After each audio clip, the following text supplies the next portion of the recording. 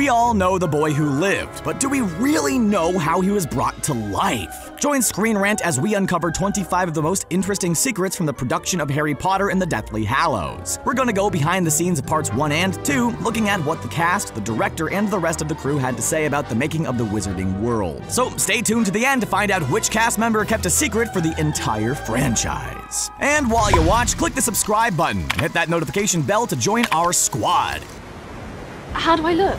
Helena Bonham Carter tends to lose herself in her roles, and the part of Bellatrix Lestrange is no exception. But even though she's one of Voldemort's top servants, she's often seen embracing her fellow actors in set photos, even if they fight in Dumbledore's army. Case in point, when Hermione drinks the Polyjuice potion to disguise herself as Bellatrix and break into her vault, Helena worked closely with Emma Watson. They texted regularly and got to know each other better than before in order for Helena to fully portray all of Hermione's physical traits. Background action! A movie as high profile as the 7th or 8th Harry Potter flick has a lot of sway when booking spaces for filming. Imagine if all of New York's Times Square was shut down for a movie. Well, that's basically what happened in London for the scenes that took place in Piccadilly Circus. Whereas many films would often use green screen to insert characters into very public areas on the cheap, director David Yates had Radcliffe, Watson, and Grint running through the actual location after they escaped from Bill and Fleur's crashed wedding. Luckily for Radcliffe, the scene in which Harry dives into a frozen pond to retrieve the sword of Gryffindor was not filmed in an actual location. Still, creating a realistic look was difficult. The surface of the water was covered in plexiglass to achieve an icy look, and while Radcliffe was filmed underwater, the sheets of ice above him were actually a layer of wax to give the surface that glassy look. Underwater filming always has its risks, because the safety of the actors is the #1 priority, and this was no exception. In order to give Luna's house a more lived-in feel, the art hanging around her family home was actually based on images created by Luna actress Ivana Lynch herself. By extension, Xenophilius Lovegood's costume was meant to look as if Luna had patched it up and mended it herself. And since much of the art design surrounding the Lovegoods was meant to mirror Ivana's real-life tastes, the father's costume has a touch of Ivana in it as well. The digital schematic of Hogwarts was expanded upon more than ever before by the time we reached Harry Potter and the Deathly Hallows Parts 1 and 2. Obviously, each movie built upon our previous knowledge of the castle and added new hallways, hidden passageways, and exterior details than the previous installment. To make sure no nook or cranny of the extensive castle was left to the imagination, the creative team constructed a fully digital model. This way, the Battle of Hogwarts would provide new views of places we'd seen before and introduce entirely fresh locations. I've loved every minute in it, and thank you all very, very much. The actors playing Hogwarts students had grown up with their characters, so when each actor's last day of filming was completed, they were each given a moment of applause. It's fitting that Radcliffe, Grint, and Watson's last day was filmed together. Although it only involved them jumping on a blue screen mat, they were still able to close out filming with each other. To commemorate that moment, Grint brought an ice cream truck and handed out ice cream to the crew. Watson brought her castmates leather diaries, and Radcliffe gave his 2 castmates personalized photos. While nobody gets to live in the actual Wizarding world, many of the actors were able to take certain keepsakes with them. That said, this could only happen once the filming was done. Since turning principal photography, all of the actors were regularly searched to ensure that they weren't leaving with any of the props. Fittingly, Daniel Radcliffe took home the initial set and final set of Harry's spectacles. Meanwhile, Emma Watson got to keep Hermione's cloak, wand, and time turner. For his part, Alan Rickman got to hold onto his wand. Although many of the special effects shots required a lot of stopping and starting, the kissing scenes could seem just as painstaking. In fact, during an intimate scene between Harry and Hermione in Part 1, Rupert Grint was reportedly kicked off set because he couldn't keep it together. Although Emma Watson may have been more professional during this scene, she's gone on the record saying that kissing her co-stars was an awkward situation, since it felt like she was kissing her brother. Apparently, they rushed through the first take just to get it all over with. Wow. We're identical. 7 is considered a magic number in our universe, and even more magical in the Potterverse. Yet the scene with the 7 Harrys was perhaps the least magical and most calculated of all during filming. Taking place over the course of 2 full days, they were reportedly 90 takes completed just to nail a single shot. Radcliffe had to wear the other characters' costumes and match their mannerisms, much like Helena Bonham Carter when she mimicked Watson. Of all the characters he playing him, he said his favorite was playing Ron because of Rupert's particular walk. With all the action scenes, special effects, and physical requirements for the character, it's no surprise that Daniel Radcliffe went through a lot of wands when playing the titular role in the series. But did you know that he actually ended up using 80 different wands through the course of the films? This may sound like a lot of magic sticks to burn through, but when you think about it, that averages out to about 10 wands per movie. That's still many more trips to Diagon Alley than normally what happens in the wizard's lifetime. To create the magical world, the production team relied less on computer-generated effects than you may have thought. Practical effects were a backbone to realizing this franchise on the big screen, and even shorter scenes required obsessive attention to detail. Take the Gringotts heist scene, for instance. There were 8 months of preparation needed to make the masks for all of the goblins. This sounds insane, but when you consider that the makeup crew consisted of around 150 members from 15 countries, it sounds a little bit less daunting.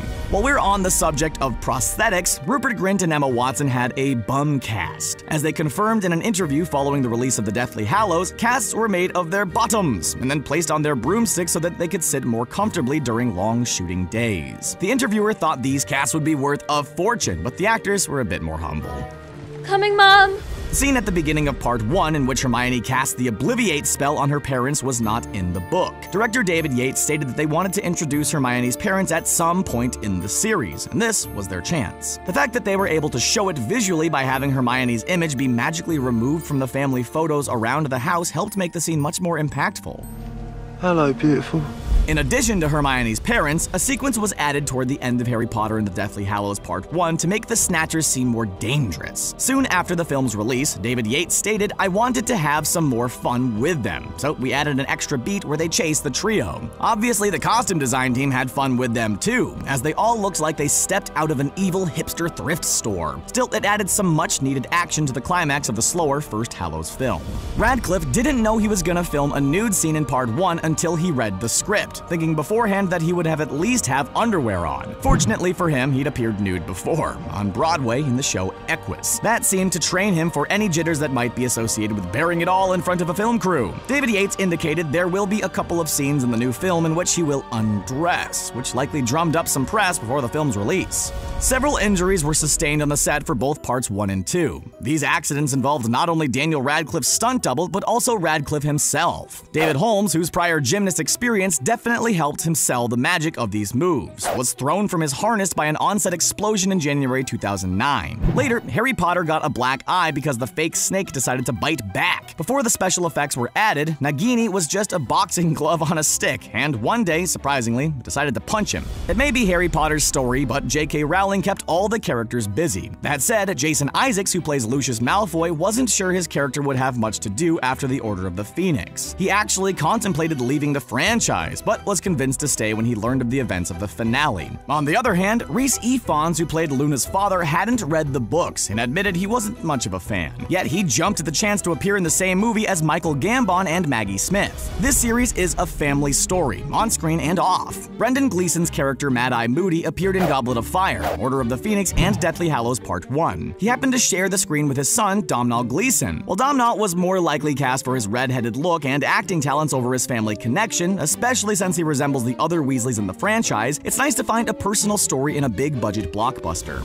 Apparently, Emma Watson had an impact on the set design. When the time came to film the sequence in Hermione's house, she noticed that there didn't seem to be enough books in her room to match her incredible intellect. So the crew obliged and packed her room with enough volumes to live up to her bookish reputation. Warwick Davis got his start playing the main Ewok character, Wicked W. Warwick, in Return of the Jedi, and since then, he's solidified his place in the industry as a fantastic actor. He also created the Willow Agency, based on his character in the movie of the same name. Not only did he play the roles of Professor Flitwick and Griphook the Goblin in the films, his agency also stepped in to cast the best actors in the rest of the Goblin roles. To make these Dobby and Creature a reality, the cast and crew had to run through their scenes multiple times. First, the actors performed with other actors standing in for the house elves to lock down the blocking and shot placement. Then they ran through the scene again with body doubles. And finally, the doubles were replaced by computer-generated animation. It's a multi-step process, and one of the reasons it takes many months or even years between the completion of principal photography and the release of a big-budget motion picture. There's no doubt Ollivanders made bank with Deathly Hallows Parts 1 and 2. According to numbers from the props department, over 500 magic sticks were made over the course of the last 2 installments. A big percentage obviously went to Harry's many different wands, but countless others needed to be manufactured based on the personalities of the various characters throughout the story.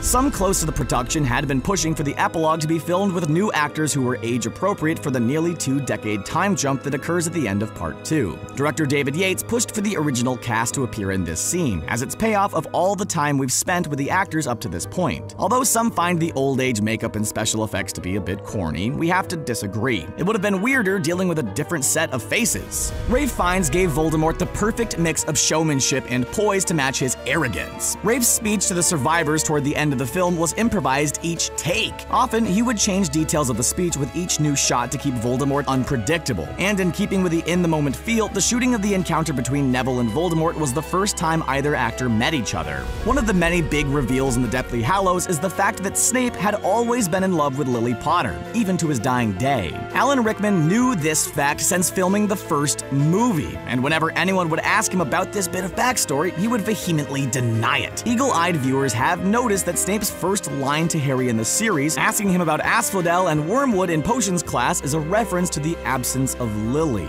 proving that J.K. Rowling had been planning the Lily and Snape connection since the very beginning. Man.